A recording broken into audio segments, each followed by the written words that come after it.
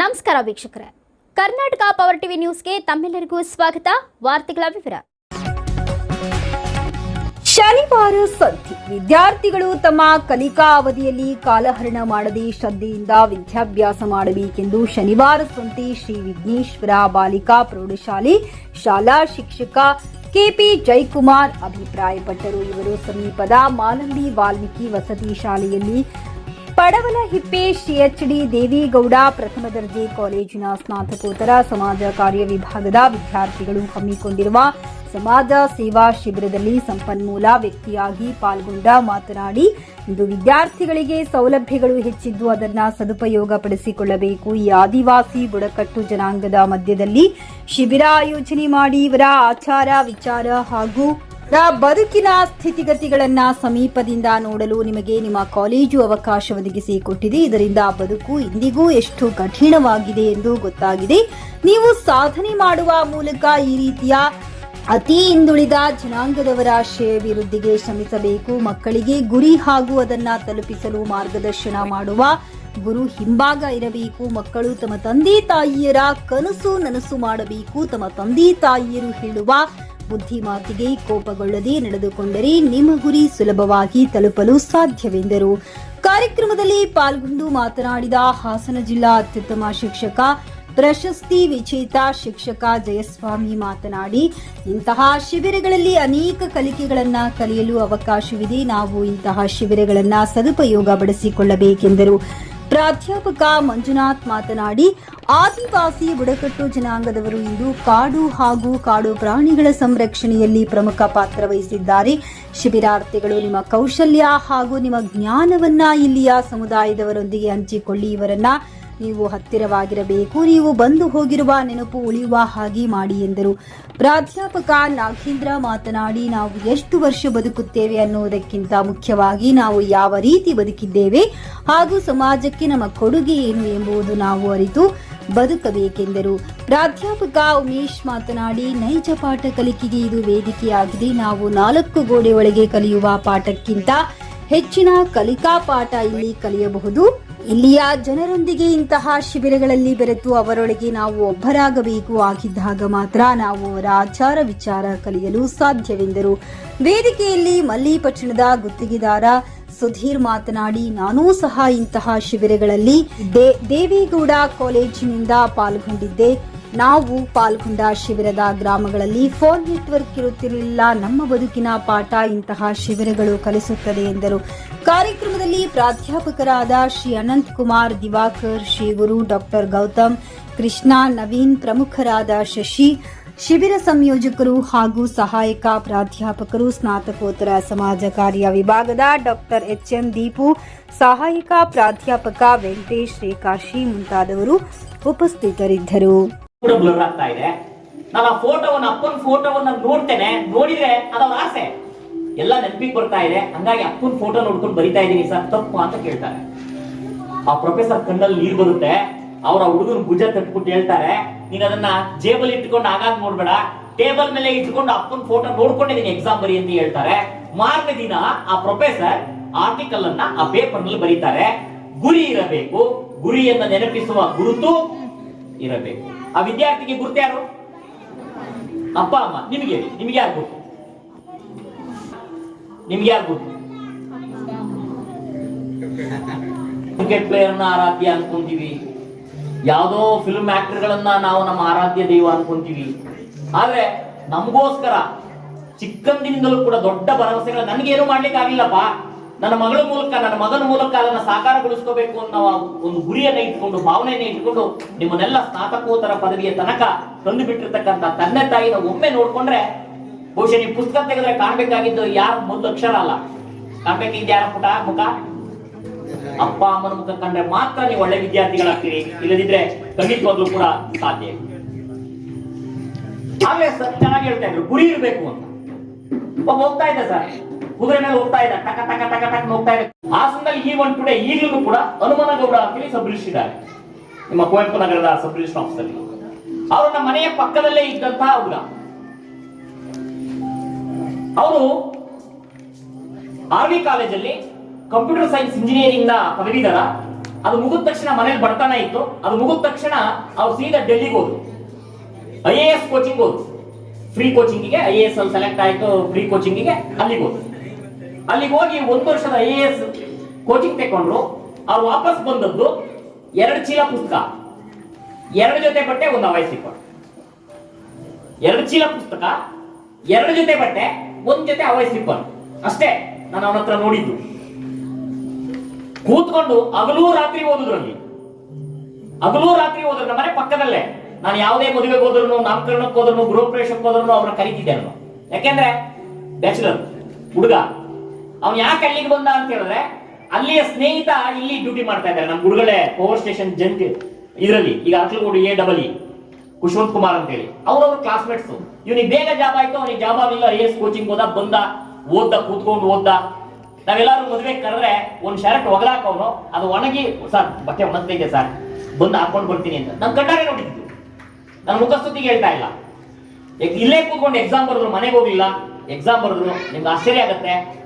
ಕೊಡಗು ಜಿಲ್ಲೆನಲ್ಲಿ ಅಪ್ಲಿಕೇಶನ್ ಹಾಕಿ ಅವ್ರು ತೆಕ್ಕೊಂಡ ಹುದ್ದೆಗಳು ಎಷ್ಟಪ್ಪ ಅಂದ್ರೆ 5 ಹುದ್ದೆಗಳು, 5 ಕೂಡ ಡ್ಯೂಟಿ ರಿಪೋರ್ಟ್ ಬಂತವ್ರು. IAS ಆಗಲಿಲ್ಲ, KS ಆಗಲಿಲ್ಲ. ಆದ್ರೆ ಅದರ ಒಳಪಟ್ಟಿನ ಅಬ್ಕಾರಿ ಇನ್ಸ್ಪೆಕ್ಟರ್ ಆಯ್ತು, ಫುಡ್ ಆಫೀಸರ್ ಆಯ್ತು, KEB ನಲ್ಲಿ ಸ್ಟ್ಯಾಟಿಸ್ಟಿಕ್ಸ್ ಆಫೀಸರ್ ಆಯ್ತು, ಸಬ್ ರಿಜಿಸ್ಟರ್ ಆಯ್ತು.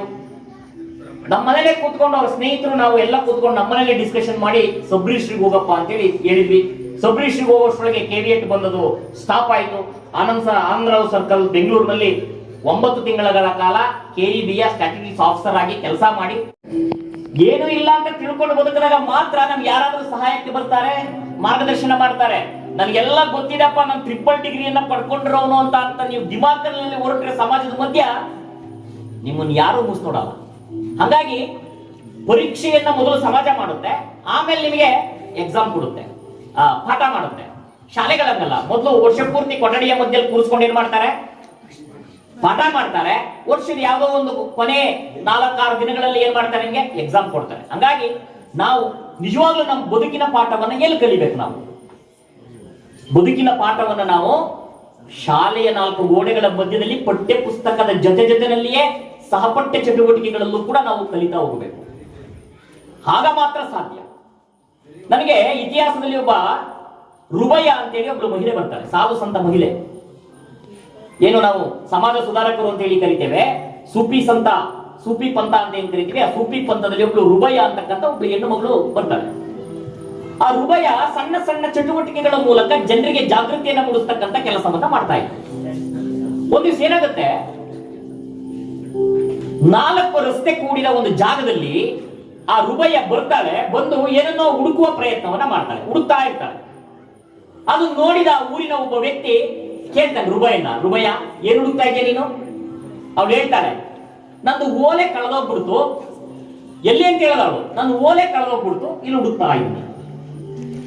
ಹೌದಾ, ಓಲೆ ಕಳ್ಕೊಂಡ್ಬಿಟ್ಯಾ ಅಂತ ಅವನು ಹುಡುಕಕ್ ಶುರು ಮಾಡ್ತಾನೆ. ಅದೇ ರಸ್ತೆಯಲ್ಲಿ ಬರ್ತಾ ಇದ್ದ ಇನ್ನೊಂದು 4 ಜನ ಬರ್ತಾರೆ, ಅವರು ಅದೇ ಉತ್ತರ, ಅವರು ಹುಡುಕಕ್ ಶುರು ಮಾಡ್ತಾರೆ. ಹೆಚ್ಚು ಕಮ್ಮಿ ಒಂದು 200 ಜನ ಆಗಿಬಿಟ್ರಪ್ಪ. ಏನು ಹುಡುಕಕ್ಕೆ? ಓಲೆ ಹುಡುಕಕ್ಕೆ.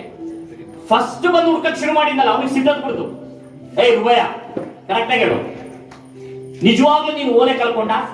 ಹ್ಞೂ ಓಲೆ ಕಳ್ಕೊಂಡೆ. ಎಲ್ಲಿ ಕಳ್ಕೊಂಡೆ ಹೇಳು? ನಾನು ಮನೇಲಿ ಕಳ್ಕೊಂಡೆ. ಮನೇಲಿ ಕಳ್ಕೊಂಡಿರೋ ಓಲೆನ ನೀನ್ ಎಲ್ಲಿ ಹುಡುಕ್ಬೇಕು? ಮನೇಲಿ ಹುಡುಕ್ಬೇಕು. ಆದ್ರೆ ನೀನ್ ಬಂದು ಹುಡುಕ್ತಿರೋದಲ್ಲಿ ಬೀದಿಲಿ. ಆಗ ಅವಳು ಹೇಳ್ತಾಳೆ, ಜನರನ್ನೆಲ್ಲ ನಿಲ್ಸಿ ಹೇಳ್ತಾಳೆ, ಅಯ್ಯೋ ಮೂರ್ಖರ, ನೀವು ಮಾಡ್ತಾ ಇರೋದು ಹಂಗೇನೆ. ನೀವು ಬದುಕನ್ನ ಎಲ್ಲೋ ಕಳ್ಕೊಂಡಿರ್ತೀರಿ, ಇನ್ನೆಲ್ಲ ಹೋಗಿ ಹುಡುಕ್ತಾ ಇರ್ತೀರಿ. ಸಿಗುತ್ತಾ ಅದು? ನಾವ್ ಎಲ್ಲಿ ಕಳ್ಕೊಂಡಿದ್ದೇವೋ ಅಲ್ಲೇ ಹುಡುಕಬೇಕು. ಈಗ ನೀವೇಳಿ, ನೀವು 36 ಜನ ಇಲ್ಲಿ ಕೂತಿದ್ದೀರಲ್ಲ ಶಿಬಿರಾರ್ಥಿಗಳು, ನೀವು ನಿಮ್ಮ ಬದುಕನ್ನ ಎಲ್ಲಿ ಹುಡುಕ್ಬೇಕು? ಹುಡುಕ್ಬೇಕು. ನೀವೀಗ ಕಾಲೇಜಲ್ಲೇ ಹುಡುಕ್ಬೇಕು. ಕಾಲೇಜಲ್ಲೇ ಹುಡುಕಿ ಆಮೇಲೆ ಅಲ್ಲಿಗೆ ಹೋಗ್ಬೇಕು. ನೀವು ಇಲ್ಲಿ ಕಾಲ ಕಳೆದು ಅಲ್ಲಿಗೆ ಹೋಗಿ ಹುಡುಕಿದ್ರೆ ಸಿಗಲ್ಲ. ಅರ್ಥ ಆಗ್ತಿದ್ಯಾ?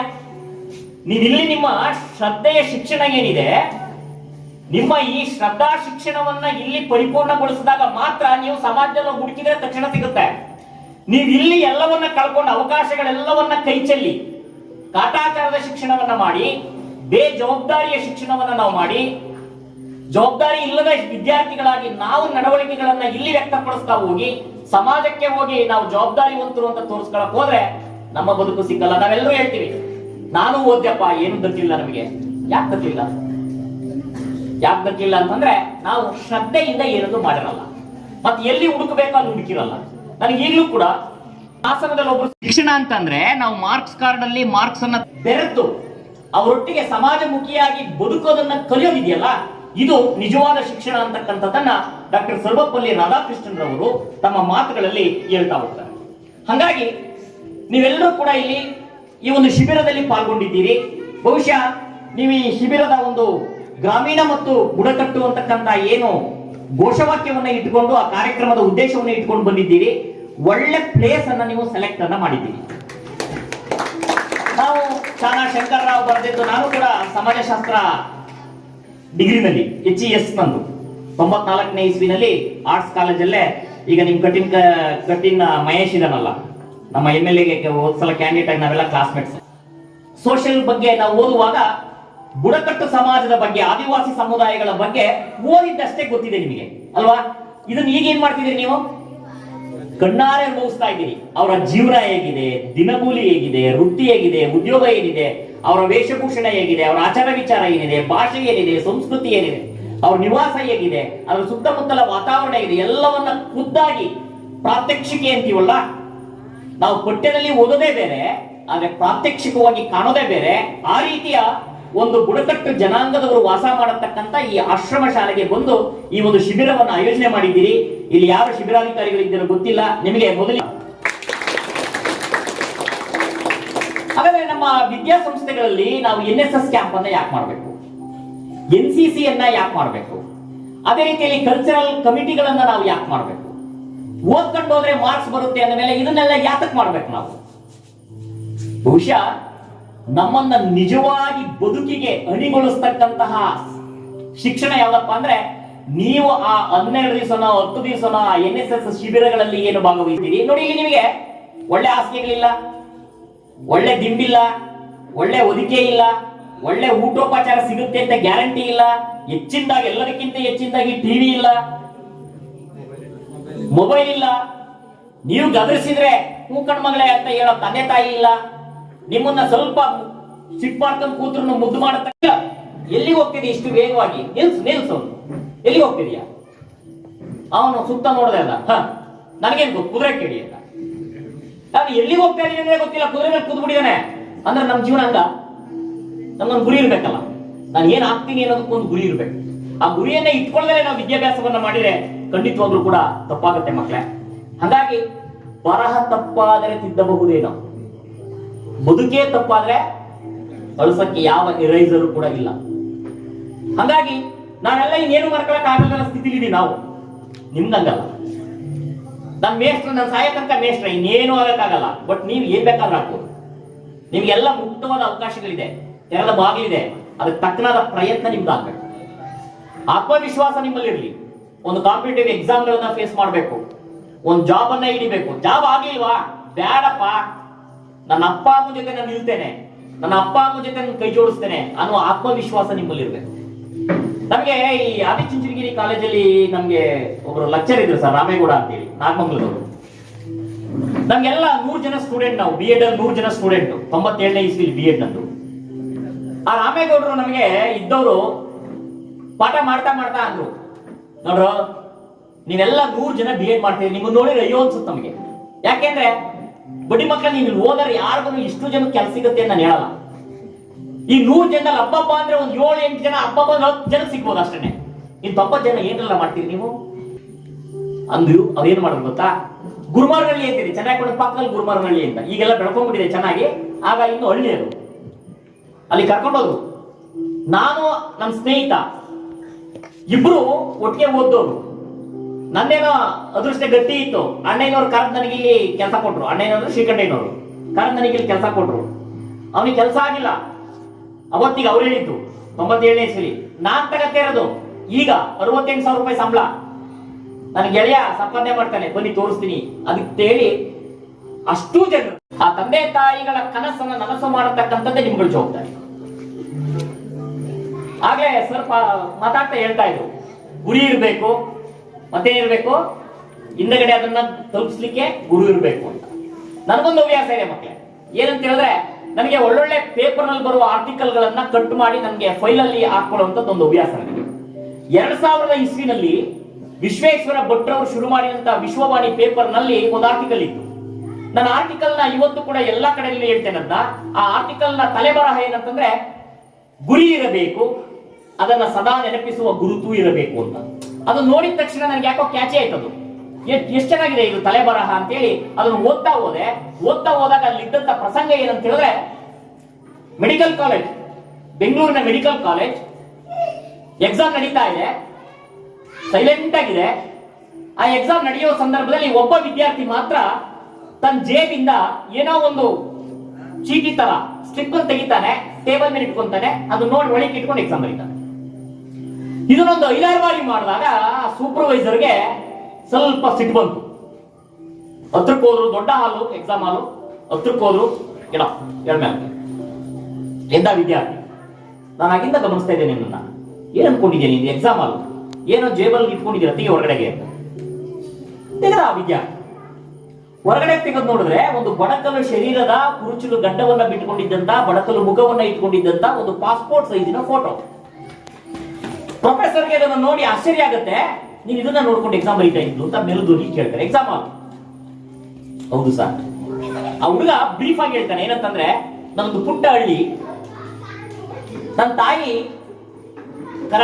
ಅನಾರೋಗ್ಯಕ್ಕೆ ತುತ್ತಾದ್ರು, ಒಳ್ಳೆ ಡಾಕ್ಟರ್ ಸೌಲಭ್ಯ ಸಿಕ್ಕದೆ ನನ್ನ ತಾಯಿ ತೀರ್ಕೊಂಡ್ಬಿಟ್ಟು, ನನ್ನ ಅಪ್ಪನಿಗೊಂದು ಹಠ, ನನ್ನ ಮಗನ ಕೂಲಿ ನಾಲಿ ಮಾಡಿ ಆದ್ರೆ ಏನ್ ಮಾಡಿಸ್ಬೇಕು, ಡಾಕ್ಟರ್ ಮಾಡಿಸ್ಬೇಕು ಅಂತೇಳಿ ಕಷ್ಟಪಟ್ಟು ಓದಿಸಿದ್ರು. ನಾನು ಚೆನ್ನಾಗಿ ಓದ್ದೆ ಸರ್, ಮೆಡಿಕಲ್ ಸೀಟು ತೆಕ್ಕೊಂಡೆ. ಆದ್ರೆ ಈಗ ಒಂದು 15 ದಿನದ ಹಿಂದೆ ನನ್ನ ಅಪ್ಪ ತೀರ್ಕೊಂಡ್ಬಿಟ್ರು. ಕುಮಟಾ ಫಸ್ಟ್ ಅಪಾಯಿಂಟ್ಮೆಂಟ್, ಅಲ್ಲಿಂದ 2 ವರ್ಷ ಡ್ಯೂಟಿ ಮಾಡಿದ್ರು. ಅಲ್ಲಿಂದ ಜಸ್ಟ್ ಟ್ರಾನ್ಸ್ಫರ್ ಅದು ಎಷ್ಟು ಕೊಟ್ಟರು ಅದು ಇಲ್ಲೇ ಹೇಳಂಗಿಲ್ಲ. ಬಂದೀಗ ನೀವು ಹೋದ್ರೆ ಬೇಕಾದ್ರೆ ಮಾತಾಡ್ತಿ. ಹನುಮನಗೌಡ ಅಂತ ಬಹಳ ಸಿಂಪಲ್, ಇವತ್ತು ಕೂಡ ಸಿಂಪಲ್ ವ್ಯಕ್ತಿ. ನಾನು ಯಾತಕ್ಕೆ ಇದನ್ನ ಹೇಳಿದೆ ಅಂದ್ರೆ, ಯಾವಾಗ ಹುಡುಕಬೇಕೋ ಅಲ್ಲೇ ಹುಡುಕಬೇಕು, ಆಗ್ಲೇ ಹುಡುಕಬೇಕು. ಆಗ ಹುಡುಕಿದ್ರೆ ಮಾತ್ರ ನಮಗೆ ಪ್ರತಿಫಲ ಸಿಕ್ಕತ್ತೆ, ಇಲ್ಲದಿದ್ರೆ ಸಿಕ್ಕಲ್ಲ. ಆ ಕಾರಣಕ್ಕಾಗಿ ನೀವೇನ್ ವಿದ್ಯಾರ್ಥಿಗಳಿದ್ದೀರಿ, ಈ ವಿದ್ಯಾರ್ಥಿಗಳು ವಿದ್ಯೆಯ ಜೊತೆನಲ್ಲಿ ಕಷ್ಟ ಸುಖ ಸಮಾಜದ ಎಲ್ಲರ ಒಡನಾಟವನ್ನ ನೀವು ಮೈಗೂಡಿಸ್ಕೊಂಡಿದ್ದೆ ಆದ್ರೆ ಖಂಡಿತವಾಗ್ಲೂ ಕೂಡ ನಿಮಗೆ ಒಳ್ಳೆ ಭವಿಷ್ಯ ಇರುತ್ತೆ. ಮೊದಲಿಗೆ ನಮ್ಮ ಮೇಲೆ ನಮಗೆ ಆತ್ಮವಿಶ್ವಾಸ ಇರಬೇಕು ಮಕ್ಕಳೇ. ನಮ್ಮ ಮೇಲೆ ನಮ್ಗೆ ಆತ್ಮವಿಶ್ವಾಸ ಇಲ್ಲದಿದ್ರೆ ನಾವು ಏನನ್ನೂ ಕೂಡ ಅಚೀವ್ ಮಾಡ್ಲಿಕ್ಕೆ ಸಾಧ್ಯ ಇಲ್ಲ, ಏನನ್ನೂ ಅಚೀವ್ ಮಾಡ್ಲಿಕ್ಕೆ ಸಾಧ್ಯ ಇಲ್ಲ.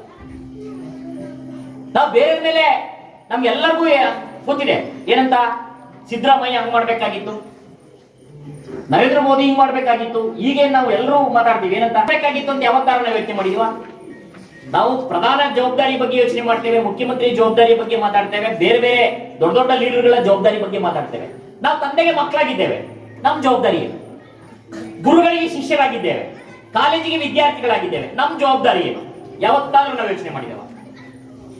ಯಾವತ್ತಾದ್ರೂ ಒಂದಿನ? ದಯಮಾಡಿ ಅದನ್ನು ಮಾಡಿ. ಇಷ್ಟು ಸ್ವಚ್ಛಂದವಾಗಿ ಕೂತಿದ್ದೀರಿ, ನಿಮ್ ತಂದೆ ತಾಯಿಗಳನ್ನ ಬಿಟ್ಟು ಬಂದಿದ್ದೀರಿ, ನಿಮ್ ತಂದೆ ತಾಯಿ ನಿಮ್ದಿದ್ದಾರೆ ಅಂತ ನೀವು ಅನ್ಕೋಬೇಡಿ, ಭಾವಿಸ್ಬೇಡಿ. ಬಹಳ ಆತಂಕದಲ್ಲಿಯೇ ನಿಮ್ಮನ್ನ ಕಾಲೇಜಿಗೆ ಕಳಿಸೋದು ಪ್ರತಿದಿನ.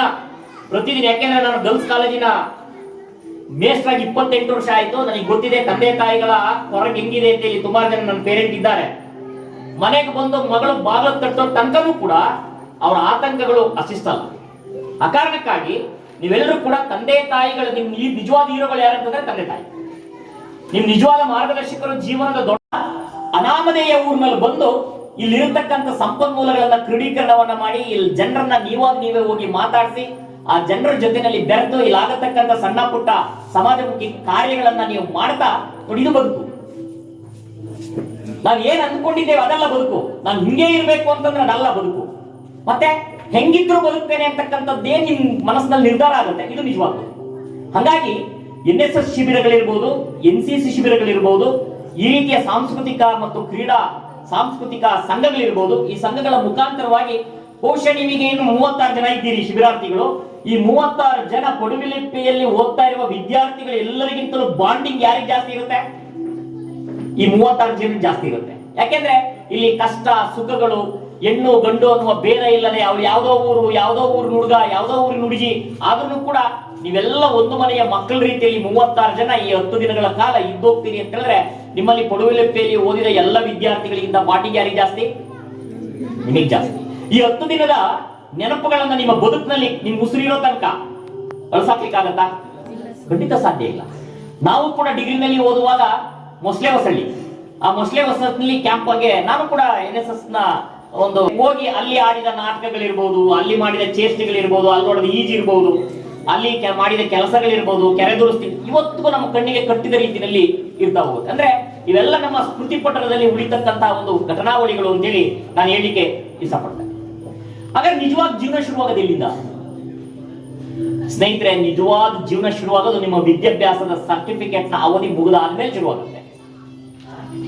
ಶಾಲೆ ಕಾಲೇಜುಗಳು ಏನ್ ಮಾಡ್ತಾವಪ್ಪ ಅಂದ್ರೆ ಮೊದಲು ಪಾಠ ಮಾಡ್ತವೆ, ಆಮೇಲೆ ಎಕ್ಸಾಮ್ ಕೊಡ್ತವೆ. ಅದನ್ನ ಮುಗಿಸಿ ಹೊರಗೆ ಬಂದ್ಮೇಲೆ ಲೈಫ್ ಏನ್ ಮಾಡುತ್ತೆ? ಮೊದಲು ಎಕ್ಸಾಮ್ ಕೊಡುತ್ತೆ, ಆಮೇಲೆ ಪಾಠ ಮಾಡುತ್ತೆ. ಇಷ್ಟೇ ವ್ಯತ್ಯಾಸ. ಮೊದಲು ನಾವು ಕಾಲೇಜನ್ನ ಬಿಟ್ಟು ಹೊರಗಡೆ ಬಂದು ನಮ್ ಡಬಲ್ ಡಿಗ್ರಿ ತಗೊಂಡಿದ್ವಿ, ಟ್ರಿಪಲ್ ಡಿಗ್ರಿ ತಗೊಂಡಿದ್ವಿ, ಕೊಂಬೆನೆ ಇಟ್ಕೊಂಡು ನಾವು ಸಮಾಜಕ್ಕೆ ಎಂಟ್ರಿ ಕೊಟ್ವಿ ಅಂತಂದ್ರೆ ಮುಗೀತು ನಿಮ್ ಕತೆ.